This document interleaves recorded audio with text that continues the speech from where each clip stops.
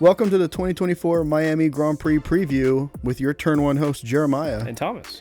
We're going to go over the 2023 Miami Grand Prix, but before we do that, if you like this video and some of our other videos, hit that like button down below and feel free to subscribe. We have much more videos coming and we'll continue to bring more content as the season goes. Yeah, absolutely. Let's go back in time and talk a little bit about 2023, which was the second running of the Miami Grand Prix, correct? Yes, I believe that's right. So we watched the highlights of last year's race, and some of the things caught us off guard that were not the racing action. Well, a little bit. One, Nick DeVries was still around. I mean, wild card. This was also the time where McLaren stunk. Terrible. And what team was just dominating the rest of the field minus Red Bull? More like half of a team. Aston Martin was still cooking. I mean, I'm talking higher than Ferrari, Mercedes. They were the number 2 car. Yeah, and again, it was mostly Fernando who qualied second, finished third in Miami. Sorry for the spoiler, but he was flying. And even Lance Stroll, who qualied 18th, still had a pretty good day getting up into 12th, 11th, somewhere in there. I think it was 12th. He didn't get points, but he worked his way up. It shows what the car can do, less what he can do. But it was a really weird time compared to where we sit now in Formula One, where McLaren is back on pace, right, with Ferrari, ahead of Mercedes, which also in that race, Mercedes and Ferrari had a little go at it. Yeah, I think at the time you could still say Mercedes was over Ferrari. I want to say Ferrari was really the number 4 car because, wow. I mean, both Mercedes started out, I want to say both Mercedes, I believe they started out behind the Ferraris and both of them ended up ahead. Yep. And yeah, Ferrari they were just losing places throughout the entire 2023 Grand Prix. It wasn't a good look for them. We'll go back through some of the highlights. Off the start, in Turn 1, you had at the back of the pack both McLarens getting tangled up with the AlphaTauri of Nick DeVries, who locks up, and potentially Oscar Piastri locking up. So they go off track and have some fun back there. And then you have this battle between Checo and Alonso throughout the first couple of laps, I guess, until Checo kind of gets him a comfortable lead. Yeah, you have a battle between Checo and Alonso, again, like you said, until that Red Bull finally finds its pace and takes off from the Aston Martin. But the real battle, the battle of the race. 38 laps. 38 laps it took Charles Leclerc to pass the Haas driver, Kevin Magnussen, as he qualified in, what was it, 6th? Something crazy? Yeah, this 5th? is the quali order. So K-Mag's in 4th. K-Mag started 4th. Jeez. K-Mag started 4th. Yeah. Charles Leclerc started down in 7th, and it took him all of 38 laps to finally get K-Mag, as every single time he would make the pass, K-Mag would immediately bring it back to him and take that lead back. I think the first pass Charles made was around lap 12 or 13. He gets around K-Mag, and then the next turn, I think turn 1 actually, after the long straight, K-Mag takes it back. And then it wasn't again until lap 37 where Charles passed him. K-Mag takes it back. And then finally on lap 38, Charles takes the second overtaking option and keeps the lead. And Ferrari tried the overcut. So they left Leclerc out there for a while. K-Mag pitted early. But once Leclerc came out of the pits, he found himself behind K-Mag for another, what was it, like 10 laps before they finally got the job done. It's something ridiculous. Now, eventually, Leclerc pulled ahead and K-Mag wasn't much of an issue. But again, 38 of 53 laps, a battle between Haas and Ferrari.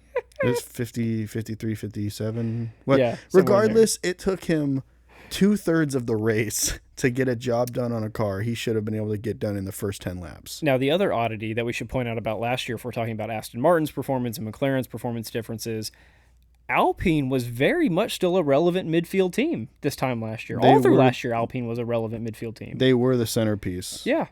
They were the 5, 6, somewhere in there. McLaren was the last. It was back of the back. McLaren was so bad. Alpine was the 4th car. If you're looking at, Red Bull, Aston Martin, Mercedes, Ferrari, it was Alpine as that 5th car. And again, they were like that all of last year. And if you're a fan that maybe just started this year or you've been trying to get into it and you're looking at Alpine today, they weren't always the worst. Or maybe you're just a Ryan Reynolds fan. Listen, it's not his fault, I promise you. Alpine for forever, even when they were Renault, when they were, what other names have they gone? They've had a couple different They names. were Lotus, Renault. They were always that Alpine. 4 through 6 spot. And it wasn't until this year where it's been their biggest hit, taking them back to the tied for 9th, which is 10th, really, because it includes both of those teams. So a really big shakeup. As the race goes on, probably the two best stories are the climbs from, of course, Max and also Lewis.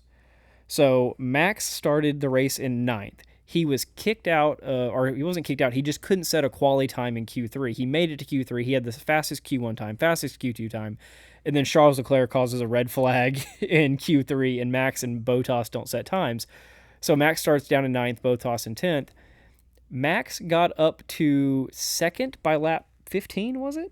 Something in the middle, in the beginning of the teens. I mean, he didn't even make it into the 20s before he was charging up through the pack. And the only car he had left to beat was Sergio, which Sergio pits, and then Max pits. Max comes out right behind Sergio. Within a lap or two, he's got that wrapped up. Yeah.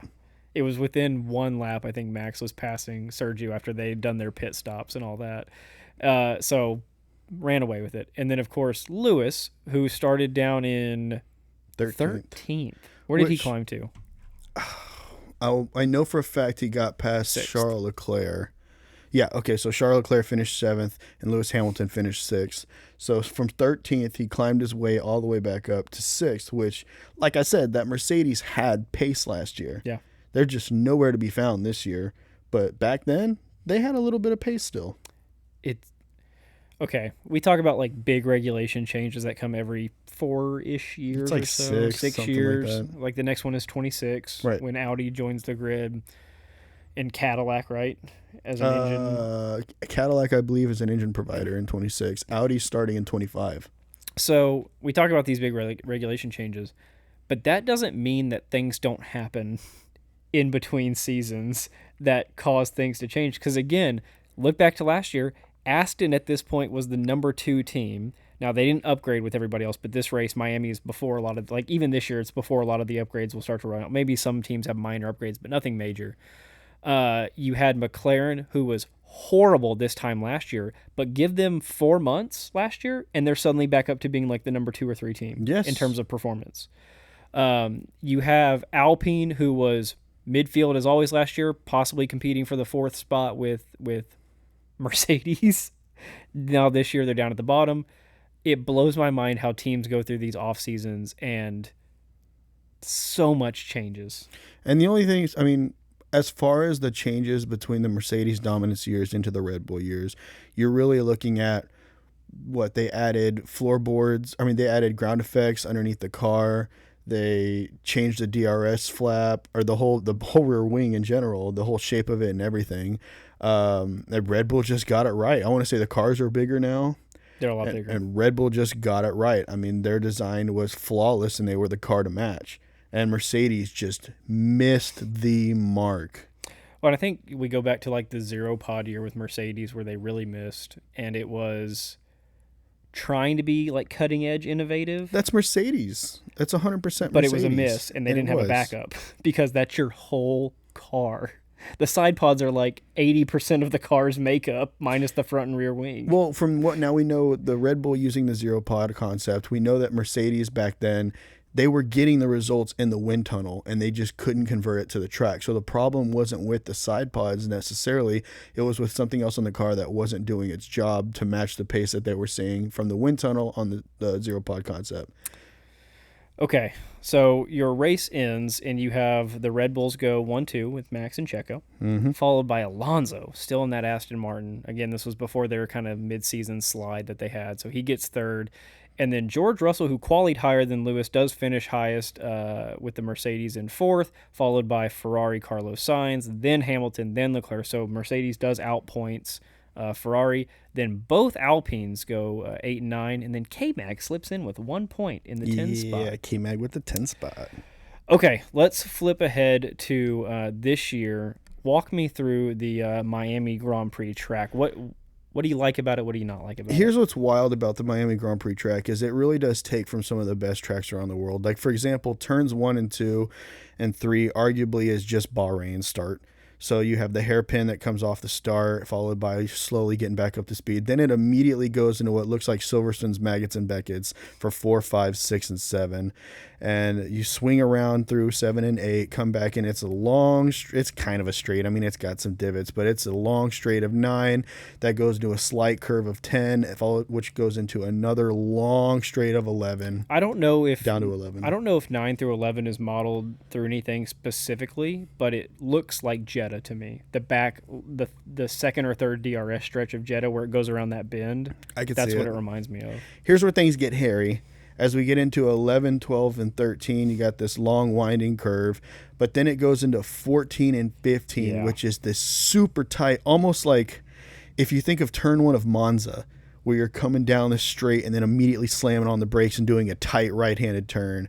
But this one's a left-handed turn. It's really tight through 14 and 15, and then as you're going up to 16 and rounding 16, you have this enormous straight that takes you all the way down to 17. We see a lot of passes here. DRS is open. Cars are flat out. And depending on who gets on the brakes last going into 17, that's where you're going to see some good passing. Going into 17, you have a slight curve. I guess you could call it kind of a hairpin. It's a little bit wider than that. But then you go 18, it's this long winding curve. As it goes into 19, another long winding curve onto the start-finish stretch. 17, 18, and 19 remind me a little bit of Hungary. Yeah, I'd say my favorite parts of this track are where things get dicey around 13, 14, and 15. But I also love 16 to 17, that long straight. I love that because it really is, as straight as can possibly be. Cars are flat out for so long. And you do see some good passing right there with the DRS. Overall, do you have positive or negative impressions of the track? When I first saw the track, I actually didn't like it. Now, I've come around through the years of it being on the calendar. This is its third year now. I could say that I enjoy the Miami Grand Prix. Maybe not necessarily for the racing aspect per se, but it's a fun track. I don't like it. Of course. Okay, so here's the thing. I enjoy most F1 tracks, and where I get an appreciation for the tracks is actually when we would run it in the F1 video games, because you see things that you don't know about it. You get the nuance, and you get the little ins and outs of all the turns that it puts it into perspective when you're driving it. Other things I like about some of the other tracks, like Eau Rouge, obviously, or Spa is a special track, but when you learn like the history of like the Eau Rouge Creek and all that stuff, like it adds something to it. For me, Miami doesn't have any of that. When I'm driving virtually the Miami Grand Prix track, it feels like a hodgepodge of take away the fact that they might have pulled, inspiration from other tracks. It feels like a hodgepodge of I want this element, then this element, and then this element, and they don't flow together. I feel like nothing strings together when you're driving that track. That associated with one of my favorite things about Formula One, which is the atmosphere and the ambiance. Miami doesn't have that for me. They put it near the Hard Rock Stadium. Okay, that's not really representative of Miami. They had the fake water in the yachts. You could have put it near real water and real yachts. I don't want to hate on it. Like, it's a fine race. It works, I guess. I'm just confused by the layout of the track and where they decided to put it. And I think there was so many better options, even in Miami alone. Do it in downtown Miami, but have it go down the boulevard that goes on the coast. Do it on the barrier island, whatever that's called. Do it. I don't know. No, they definitely could have added some real water aspects, considering it is right on the coast. It's Miami. It makes zero sense. Also, you would think, I don't know, put it somewhere with some culture, because Miami does have a long history of culture. It's a big blend of different Latino culture, Hispanic Run it through culture. Little Havana. Something. You could definitely give it some flair, some spice, if you will, because right now it really is like, oh, there's the football stadium for the Miami Dolphins. To me, they said, hey, who wants to host an F1 race in the U.S.? Miami said, we'll do it. And they said, great. How quick can you do it? And they were like, 2 years. We have this giant parking lot next to the stadium. Let's go there. And we've talked about this before. run it through the stadium. Yeah, that would be cool. Give it some of that Mexico City flair where it goes through a stadium. Run it through the stadium. That would be sweet. I would love to see that. We talked about that with the Dallas Grand Prix. Run it through AT&T Stadium. Yeah, they could have done it better. I would say overall 1 through 10. Me personally, I'm going to give it like, if I'm comparing it to other races, I'm going to give it like a 6. What's your 1 through 10? 3. Oof. I don't like the layout and I don't like the ambiance. Okay. Where would you rather see a race if not in Miami, in the United States? So we've already got the 2, which I don't mind Vegas, and CODA's fantastic for several reasons. Speaking of, we'll be attending CODA this year, so if you're down there, hit us up. We'd like to chat with you. Look for the hat. He'll be wearing it, trust me. Give me a street race in New York. Run through Manhattan. Give me, I think you and I talked about this before, somewhere picturesque, maybe Rocky Mountains-ish. Like, if I say Denver or Salt Lake, not city races, but build me a track near the mountains. Sure. Like, do a Red Rocks race in Colorado. Jeez. I mean, it'd be sweet. Would you do one in California, running up the beach? Yeah, they had they have a Grand Prix track in Long Beach that they do races on. It's on actual streets, and you can go and see. It might be on the Pacific Coast Highway where the start-finish line is. Like, correct me if I'm wrong. But on one of the highways, you can drive over the checkered start-finish line. Oh, wow. It's part of the highway. So they've got, I mean, I wouldn't mind that. I don't know if it'd be better than Miami, though. I mean, you might run into the same complaints of me saying that it's not right on the water and it doesn't incorporate aspects of the city. They're flying down Venice Beach. But again, even if Miami is where you want to host a race, which is fine. It's a great place. They've got a big racing culture. A lot of it's a street racing scene. Just do it better. Put me on the advisory committee for planning the Miami Grand Prix. Well, all in all, I think you can tell where we stand with the Miami Grand Prix. We got a little bit of love, apparently a lot of hate. It's in the worst 3 tracks on the grid. Do you have anything else you want to add?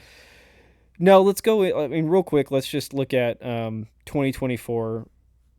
Can we both say Max is going to win? Yeah. I mean, yeah. Okay. Yeah. So y'all have heard us mention this before, but the DFW F1 Breakfast Club is hosting an event this weekend to watch it.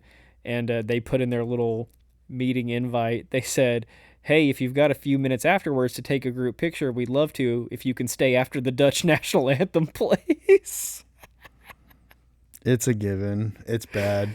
Give me your 3, and then I'll give you my 3, and then we'll do a wild card. Okay. Give me Max Verstappen to win. You were really close last week. I know. I got 2 of 3. Lando Charles. Okay, give me Max, Sergio, Lando. Okay. I think we're going to see Checo on the podium in that second spot. I mean, okay, take Max's, odd Q3 no time out of the mix or whatever, and Max would have qualified on pole. Checo held the lead of that race until Max caught up to him. Yeah. He clearly understood the circuit. Yeah. Knew he was even battling Alonso for a lot of it, so he had pressure and was fine with it. So and McLaren now has a way better car. This isn't a wild card, but last year Logan Sargent finished 20th. Give me Logan Sargent to finish 20th this year. Jeez.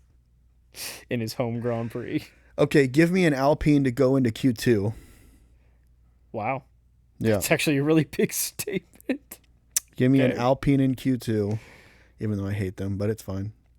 And for, of course, my always and forever go-to, give me Hülkenberg in the 10 spot.